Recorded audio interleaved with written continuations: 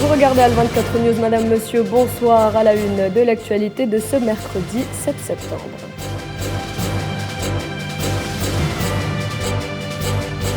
Le géant gazier italien Eni renforce ses activités en Algérie et annonce l'exploitation prochaine de 2 grands champs gaziers dans le sud algérien.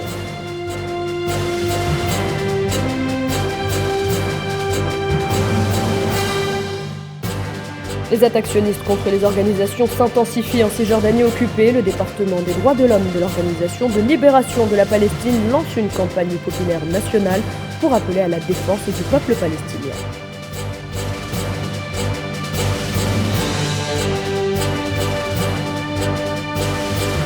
La Russie ne sera jamais isolée. Vladimir Poutine compte bien le faire comprendre à l'Occident. Le président russe participe au Forum économique oriental à Vladivostok.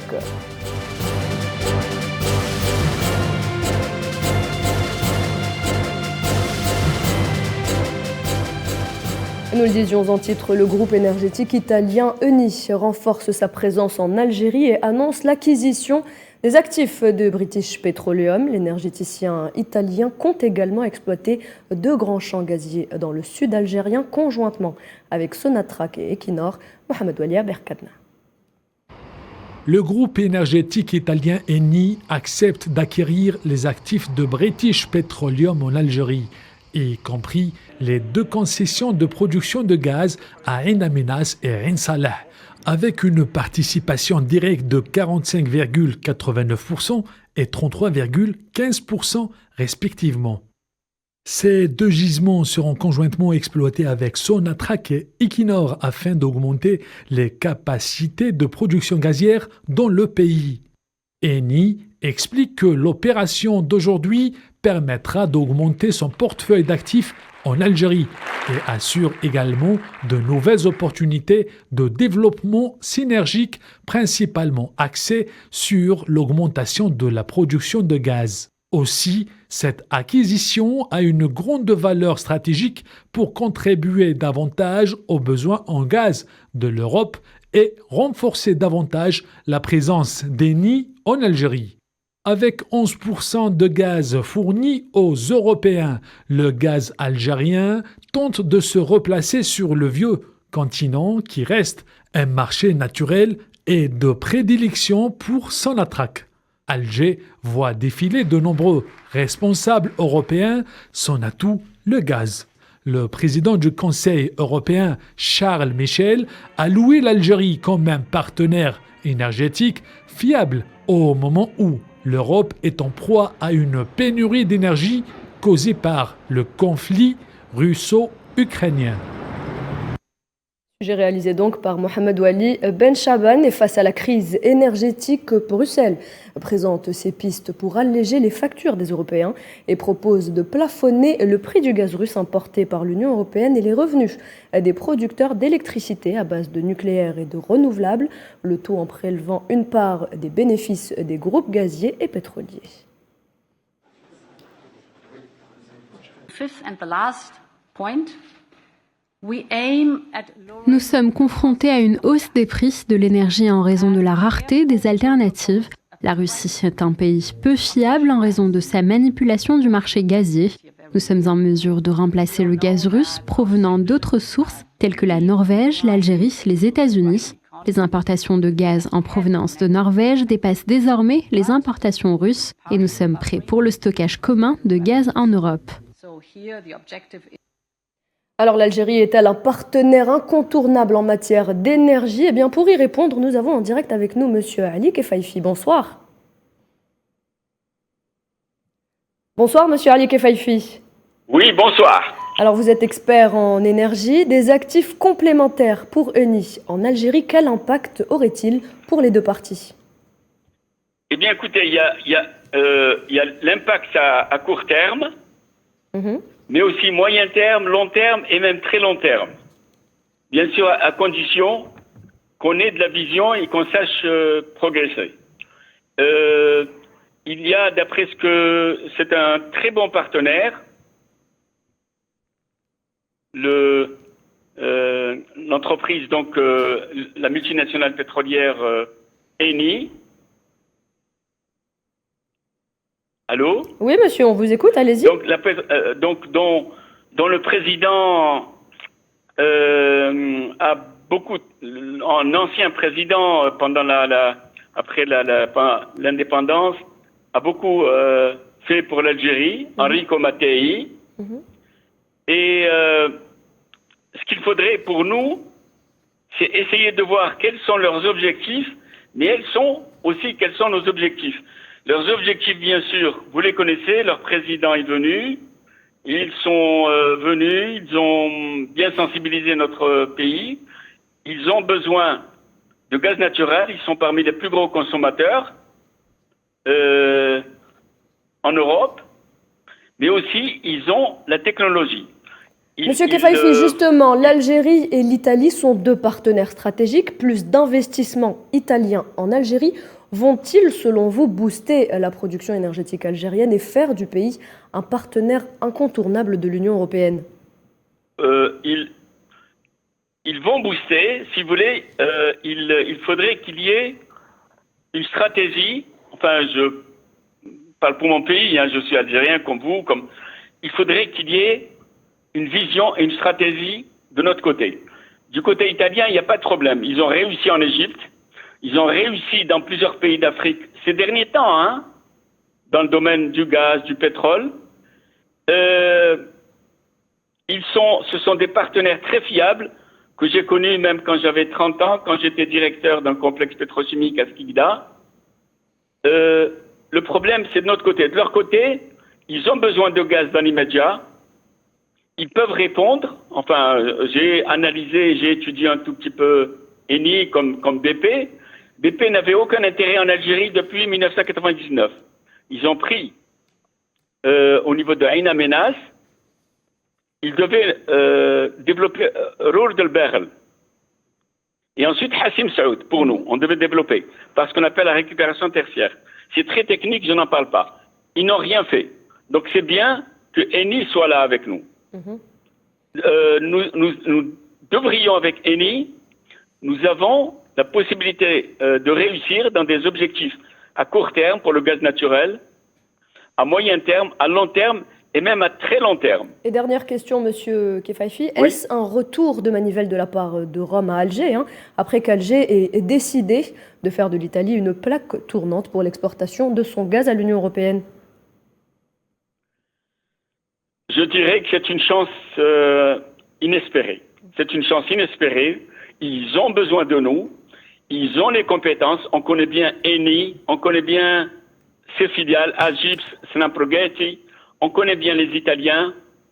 Ce qu'il faudrait, c'est que nous, en tant que structure, en tant qu'Algérie, que ce soit au-dessus, que ce soit Sonatrach, qui n'est qu'une entreprise nationale, c'est qu'on ait une vision et un programme. À court terme, c'est le gaz naturel. Ain Salah Sba, enfin la région Hadik, c'est une région qui n'a donné que 5% de elle-même. Enfin, les pétroliers parlent de réserves possibles et qu'il y aura. Si vous voulez, nous avons encore 90% de... Et c'est si vous voulez, l'Ouest est fait de gaz naturel, mais avec la région, il y a du pétrole et du gaz naturel. Très bien. Et avec de très riches sous-sols.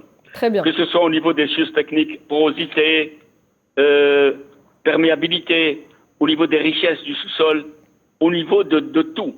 Il y a tout à faire, même à la limite, de mettre là-bas une Sonatrach amont, une Sonatrach développement. Très bien, merci beaucoup, monsieur Ali Kefaifi. Le moment est venu.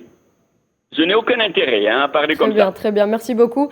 Merci d'avoir accepté de répondre à nos questions, monsieur Ali Kefaifi. Je rappelle que vous êtes expert en énergie. Dans l'actualité également, l'Algérie se prépare à accueillir les 1er et 2 novembre prochains le 31e sommet arabe. 2 chefs d'État, en l'occurrence Mahmoud Abbas et Abdel Fattah al-Sisi, ont déjà accepté de participer à ce sommet et d'œuvrer à en faire un succès. Ce sommet d'envergure est placé sous le sceau de l'esprit de solidarité et de la défense des causes justes. Iman Merad nous en parle. À l'approche de la date butoir de la tenue du 31e sommet arabe que l'Algérie se prépare à abriter, le 1er et 2 novembre prochain, le ministre des Affaires étrangères et de la communauté nationale à l'étranger Ramtan Lamamra sillonne les pays arabes afin de promouvoir l'événement et s'assurer de la participation des hôtes de l'Algérie.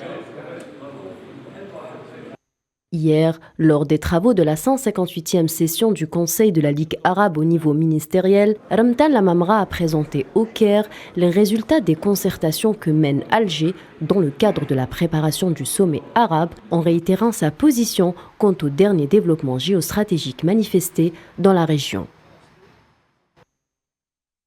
L'Algérie œuvrera à faire du prochain sommet arabe qu'elle aura l'honneur d'abriter une étape charnière et un phare lumineux pour le processus de notre action arabe commune, en réunissant toutes les conditions de succès de cette importante échéance arabe.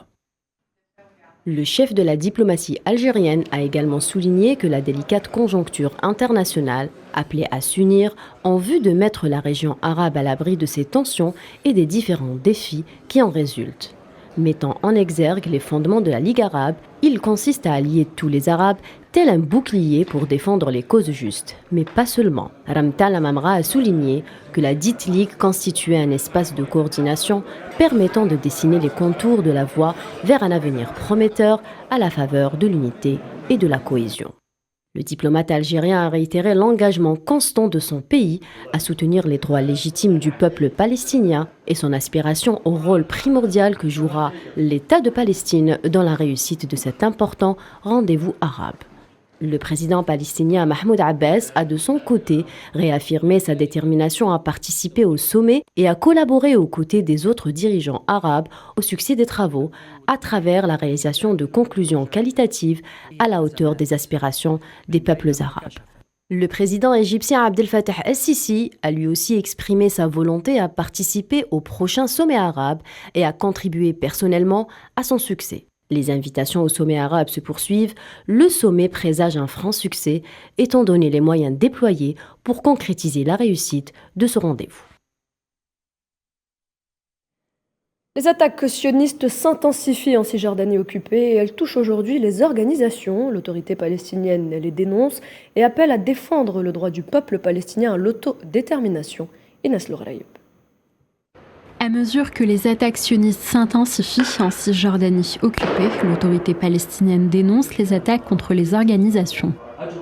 Le département des droits de l'homme de l'Organisation de libération de la Palestine a lancé aujourd'hui, depuis Ramallah, une campagne populaire nationale en vue d'exiger que l'Assemblée générale et le Conseil de sécurité des Nations unies défendent le droit du peuple palestinien à l'autodétermination et à l'établissement de son État sur sa terre nationale, conformément aux résolutions internationales.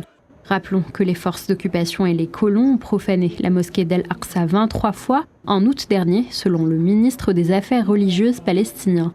Les forces d'occupation ne s'arrêtent pas là. Ils ont également notifié d'arrêter la construction de plusieurs mosquées et ont effectué des actes de vandalisme dans d'autres, dans différentes régions en Cisjordanie occupée. Aujourd'hui, les colons ont dévasté un projet d'irrigation dans une localité à l'est de la ville de Naplouse, selon les sources locales palestiniennes. Ils ont également empêché des citoyens palestiniens de construire des réseaux d'électricité et ont pris d'assaut la mosquée bénite d'Al-Aqsa en menant des marches provocantes dans ses cours. Ce matin, l'armée sioniste a assassiné d'une balle directe au cœur un jeune Palestinien de 21 ans dans le camp de réfugiés d'Al-Farah au sud de Tuba, selon le ministère palestinien de la Santé. Hier, un jeune Palestinien de 29 ans a également été tué, tandis que 16 autres ont été blessés par des tirs israéliens dans la ville de Jénine.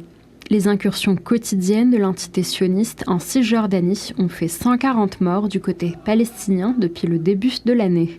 Les détenus palestiniens ne sont pas en reste puisqu'ils souffrent de la négligence médicale délibérée de l'administration pénitentiaire dans les geôles de l'occupation. 600 prisonniers palestiniens ont besoin d'un suivi médical urgent. Et par ailleurs, le porte-parole du mouvement de résistance Hamas dénonce ce scandale et appelle les pays signataires des accords d'Abraham à revoir leur position. Les scandales répétés à l'ambassade sioniste au Maroc sont un signal fort au pays de la normalisation Ils devraient réviser leur position et leur accord avec l'occupant et faire en sorte de les rompre. Et à propos de l'accord d'Abraham, du nouveau dans le scandale diplomatique qui met en cause le représentant de l'entité sioniste au Maroc, accusé entre autres de harcèlement et de traite d'êtres humains. Le ministère sioniste des Affaires étrangères était vraisemblablement au courant des agissements du diplomate depuis une année. Retour sur ce scandale avec Safouane Ben Sabri. Il aura fallu moins de 2 ans pour que l'axe Tel Aviv-Rabat flanche. Les dernières révélations sur David Govrin viennent noircir une page supposée blanche. Les agissements de l'ambassadeur israélien, parmi lesquels harcèlement, malversation et traite d'êtres humains, sont au cœur d'une enquête exigée par le ministère des Affaires étrangères israélien. Il est à noter que les autorités sionistes étaient au courant des agissements du diplomate en question depuis 1 an. Plusieurs plaintes ont été déposées contre lui. Il aura fallu que le scandale soit révélé dans la presse pour que les autorités se penchent sur la question. En plus de l'affaire qui révèle de l'éthique, l'ambassade de l'entité sioniste au Maroc connaîtrait de nombreux dysfonctionnements. 3 employés de l'ambassade des Marocains embauchés en tant que travailleurs locaux ont été licenciés sur fond de désaccord avec David Govrin, tandis qu'un diplomate israélien de nationalité marocaine et française a présenté sa démission avant de retourner à Paris. David Govrin, qui à sa prise de poste a fait en sorte de soigner son image dans un spot de communication, serait loin de remplir les tâches qui lui sont incombées. Ce dernier serait en guerre ouverte contre le responsable de la sécurité du bureau de liaison, qui se dit heureux d'avoir porté plainte contre lui. Les autorités sionistes ont déclaré qu'une enquête était en cours, sans donner plus de détails, alors que le scandale s'étale de plus en plus dans les médias. Le Maroc qui poursuit également sa politique de répression et de colonisation au Sahara occidental. Le Sahara occidental qui, par la voix de son ambassadeur à Alger, appelle le Conseil de sécurité à prendre des mesures permettant à l'émissaire onusien Staffan de Mistura de poursuivre sa mission et d'imposer la tenue effective d'un référendum d'autodétermination dont la concrétisation est entravée par l'occupant marocain. Et on reste dans la région pour évoquer la situation sécuritaire au Mali. Les forces armées maliennes ont annoncé avoir neutralisé 125 terroristes et interpellé au moins 30 autres à l'issue de plusieurs opérations militaires menées à travers le pays, et ce pour la période du 22 août au 6 septembre, annonce l'armée malienne. Par ailleurs, Bamako demande la levée des sanctions imposées par les organisations africaines, à savoir l'Union africaine et la Communauté économique des États de l'Afrique de l'Ouest, mettant en avant des progrès accomplis vers un retour à l'ordre constitutionnel. L'une des priorités majeures du gouvernement de transition reste l'organisation d'élections libres, transparentes et crédibles en vue du retour à un ordre constitutionnel apaisé et sécurisé dans le délai de 24 mois à compter de mars 2022. C'est ce qu'a déclaré le ministre malien des Affaires étrangères, Abdoulaye Diop, devant la 3e réunion du groupe de suivi et de soutien à la transition au Mali qui s'est tenue à Lomé au Togo. Le Parlement burundais approuve la candidature du ministre de l'Intérieur, Gervais Ndirakobuka, au poste de Premier ministre. Le nouveau chef du gouvernement remplace Alain-Guillaume Bouilloni, moins d'une semaine après que le président ait dénoncé devant des officiels la préparation d'un coup d'État par des personnes de son entourage. Et le président du Conseil européen, Charles Michel, a inauguré ce mercredi la mission diplomatique de l'Union européenne au Qatar, à Doha, où il est en visite officielle pour évoquer notamment la crise énergétique et le dossier ukrainien. Cette visite est un signal important de la volonté politique de l'Europe de resserrer les liens avec le Qatar dans de nombreux domaines, tels que l'énergie, le développement économique ainsi que les défis sécuritaires à travers le monde. Et direction le Royaume-Uni à présent, la nouvelle première ministre britannique Liz Truss a dévoilé la composition de son nouveau gouvernement avec au poste clé des fidèles mais également des personnalités issues de la diversité. Pour la première fois, aucun des 3 principaux portefeuilles du cabinet, à savoir les finances, l'intérieur ou encore les affaires étrangères, n'est occupé par un homme blanc. Les détails avec Naila Hamouda. Pas de repos pour les braves. La bataille avec l'opposition a commencé aujourd'hui pour Liz Truss. Une entrée dans le vif en pleine tempête économique et sociale, provoquée par l'envolée des prix de l'énergie et une inflation généralisée. La nouvelle première ministre a promis de gouverner comme une conservatrice et de mettre en place un plan audacieux pour relancer l'économie. Je suis honorée de prendre ma place de première ministre dans cette maison et d'assumer des responsabilités à un moment crucial pour notre pays. Je suis déterminée à répondre aux besoins de tout le monde à travers notre Royaume-Uni. Je travaillerai de manière constructive avec tous les députés de cette Chambre pour relever les défis auxquels nous sommes confrontés. Pour appliquer son programme axé sur les baisses d'impôts, Liz Truss nomme un gouvernement.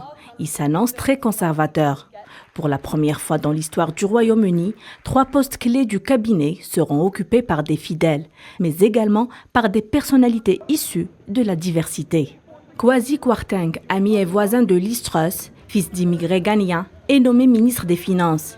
Suella Braverman, d'origine indienne, hérite de l'intérieur. Elle aura pour mission gérer le dossier des traversées illégales de la Manche. James Cleverly, dont la mère est originaire de Sierra Leone, devient chef de la diplomatie.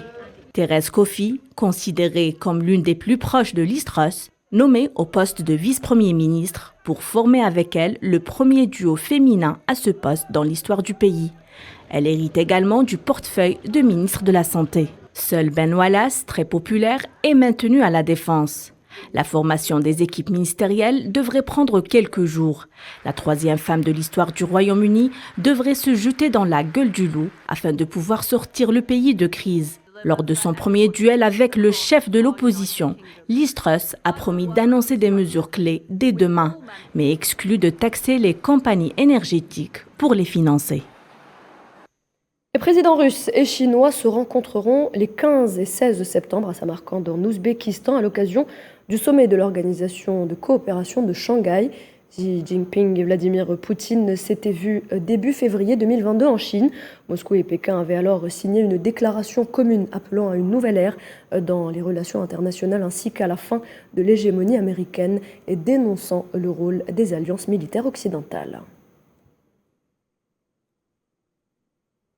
Et puis les travaux de la 7e édition du Forum économique oriental se poursuivent à Vladivostok en Russie. Lors de ce rendez-vous économique, le président Vladimir Poutine a fait allusion aux sanctions occidentales imposées à son pays, assurant que l'Occident ne pourra en aucun cas isoler la Russie. Amin Toutah. C'est dans l'extrême sud-est de la Russie que le président Vladimir Poutine est revenu sur les sanctions occidentales depuis le début du conflit. À Vladivostok et lors de son allocution en marge du 7e Forum économique oriental, le président russe réfute tout isolement imposé à son pays par l'Occident, estimant que ces mesures sont inefficaces et que la Russie a pu surmonter les difficultés économiques causées par les sanctions européennes et américaines. Nous croyons à la fois au sein du gouvernement et dans l'administration présidentielle et nos experts pensent que le pic de la situation la plus difficile est passé. La situation se normalise. Les indicateurs macroéconomiques le montrent également. Pour Vladimir Poutine, le taux d'inflation a baissé jusqu'à 4%, ainsi que les chiffres du chômage avoisinant les 3,9%. L'inflation diminue. Aujourd'hui, elle sera d'environ 12% pour l'ensemble de l'année. Et il y a une tendance à la baisse vers 5 et 6%, ou peut-être vers l'objectif de 4%. J'espère que nous le verrons à la fin du premier ou du deuxième trimestre. Le chômage au sein du pays est à son minimum. Il s'agit de l'indicateur le plus important de l'économie et il est de 3,9%. Une arme alternative dirigée par l'Occident contre la Russie après le début du conflit en Ukraine, propulsant ainsi le rapport de force entre les deux parties sur le front économique. L'Europe et les États-Unis ont imposé des sanctions commerciales et économiques contre Moscou, ainsi que des restrictions sur la circulation des personnes dans les pays de la communauté européenne. Des mesures auxquelles le Kremlin a répondu avec une décision majeure, celle de suspendre le gazoduc Nord Stream 1 pour un certain nombre de pays du vieux continent. De la crise énergétique aux sanctions occidentales, le bras de fer économique entre l'Est et l'Ouest amplifie le conflit en Ukraine, sans pour autant montrer une issue possible depuis plus de 6 mois. Et la Commission européenne réagit face aux menaces de Vladimir Poutine et réitère son attachement à la proposition de plafonnement des prix de l'énergie russe. La proposition sera soumise à examen vendredi lors d'une réunion exceptionnelle des ministres de l'énergie de l'Union européenne à Bruxelles. Nous allons proposer un plafond sur les revenus des entreprises qui produisent de l'électricité à bas coût. Les sources d'énergie à faible teneur en carbone sont peu onéreuses et permettent, grâce aux prix très élevés sur le marché, de générer des bénéfices énormes. Des bénéfices qu'ils n'avaient pas anticipés, dont ils n'auraient même pas rêvé et qui ne peuvent pas encore être réinvestis. Ces bénéfices ne reflètent pas du tout les coûts de production. Il est maintenant temps que les consommateurs puissent bénéficier du bas coût des énergies bas carbone, comme les énergies renouvelables. Nous allons donc proposer de réorienter ces bénéfices inattendus vers les États membres afin que ceux-ci puissent venir en aide aux personnes vulnérables et aux entreprises vulnérables. Par ailleurs, en Russie, les manœuvres militaires intitulées Vostok 2022 ont pris fin ce mercredi. Plusieurs pays alliés, dont la Chine, y ont participé avec plus de 50 000 militaires, 5 000 appareils militaires, dont 140 avions et 60 navires. Le Brésil célèbre ce mercredi le bicentenaire de son indépendance. À cette occasion, un défilé militaire a été organisé dans la capitale en présence du président Jair Bolsonaro. Cette journée de fête nationale se déroule sous tension, l'opposition accusant Bolsonaro de vouloir utiliser cette fête nationale pour refaire son retard dans les sondages. Et un mot de sport avant de clore cette édition. L'équipe algérienne des U17 a arraché sa qualification en finale de la Coupe arabe grâce à sa victoire au tir au but 5-4 face à l'Arabie Saoudite. Les Verts affronteront le Maroc, vainqueur hier dans la soirée face au Yémen de 2-0. La finale est donc prévue jeudi prochain à 20h.